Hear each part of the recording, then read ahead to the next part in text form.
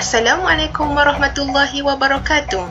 Apa khabar anak-anak semua? InsyaAllah sirah tahun 5 hari ini kita akan masuk bab perkembangan agama Islam dari sudut akidah. Sebelum kedatangan Islam, masyarakat Arab dikenali sebagai masyarakat jahiliyah. Jahiliyah bermaksud tidak tahu dan sesat daripada agama samawi, iaitu agama langit. Masyarakat jahiliyah mempunyai pelbagai kepercayaan, antaranya agama menyembah berhala, agama menyembah alam seperti menyembah matahari, bulan, bintang, tumbuh-tumbuhan dan lain-lain lagi. Agama Kristian, Yahudi dan golongan tidak percayakan Tuhan menyembah roh, menyembah pokok besar.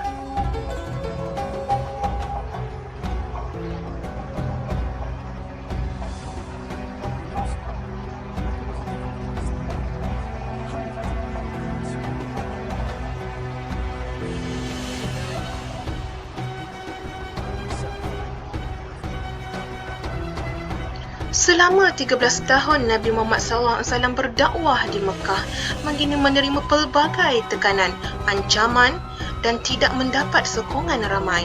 Hanya lebih kurang 100 orang sahaja yang beriman kepada Allah Subhanahu Wa Taala.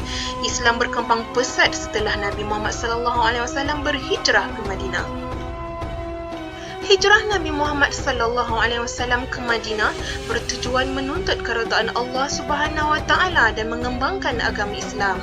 Madinah merupakan tempat yang paling sesuai untuk menyebarkan agama Islam kerana penduduk di situ lebih memahami selok-belok agama, khususnya kaum Yahudi. Setelah akidah mereka kepada Allah kuat dan mantap, Nabi Muhammad SAW menyeru supaya mereka beriman kepada malaikat, beriman kepada Rasul, beriman kepada kitab, beriman kepada hari kiamat dan beriman kepada qada dan qadar. An Ibnu Umar radhiyallahu anhu qala Rasulullah sallallahu alaihi wasallam, Bunyal Islamu ala khamsin, syahadatu an la ilaha illallah wa anna Muhammadar Rasulullah wa iqamus salah wa ita'uz zakah wa sawm Ramadan wa hajjul bait liman istata'a ilaihi sabila, rawahu Bukhari wa Muslim. Maksudnya anak-anak, daripada Ibnu Umar radhiyallahu anhu berkata, Rasulullah sallallahu alaihi wasallam bersabda, Islam dibina atas 5 perkara: bersaksi bahawa tiada Tuhan yang disembah melainkan Allah dan Nabi Muhammad pesuruh Allah Subhanahu Wa Taala, mendirikan salat, mengeluarkan zakat, mengerjakan haji bagi yang berkemampuan. Selepas kedatangan Islam, Rasulullah SAW menyeru masyarakat Arab supaya beriman kepada Allah Subhanahu Wa Taala, beriman kepada malaikat, beriman kepada Rasul, beriman kepada kitab, beriman kepada hari akhirat dan juga beriman kepada qada dan qadar. Beriman kepada Allah Subhanahu Wa Taala. Nabi Muhammad sallallahu alaihi wasallam diutus untuk menyeru manusia mentauhidkan Allah.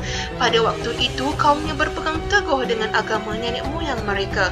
Zaman ini dinamakan zaman jahiliyah. Islam semakin mendapat sambutan setelah Nabi Muhammad sallallahu alaihi wasallam berhijrah ke Madinah. Pada tahun ke-8 Hijrah, Nabi Muhammad sallallahu alaihi wasallam telah berjaya membebaskan kota Mekah daripada cengkaman kafir Quraisy. Beriman kepada Allah Subhanahu Wa Taala. Setelah pembukaan kota Mekah, orang Islam telah memusnahkan semua berhala di sekeliling kota Mekah, terdiri daripada 360 jenis berhala. Berhala yang terkenal antaranya Al-Lata dan Uzza, Al-Manah, Al-Yaghut dan Ya'ud.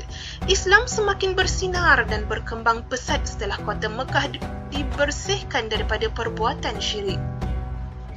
Beriman kepada malaikat.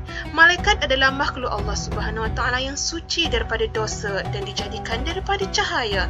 Malaikat Jibril telah menjadikan perantaraan Allah Subhanahu Wa Taala menyampaikan wahyu kepada Nabi dan Rasul. Ketika Nabi berumur 40 tahun, baginda sering mengasingkan diri di Gua Hira. Pada suatu malam, Jibril datang dan menyuruh baginda membaca. Jibril telah memeluk Nabi sebanyak 3 kali dan mengajar baginda membaca. Bermula dari peristiwa inilah Nabi Muhammad SAW mengenali Jibril dan akan rindu kepada wahyu Allah Subhanahu Wa Taala sekiranya Jibril tidak datang.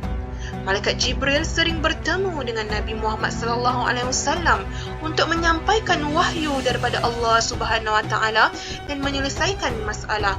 Kewajipan beriman kepada malaikat jelas di dalam Al-Quran.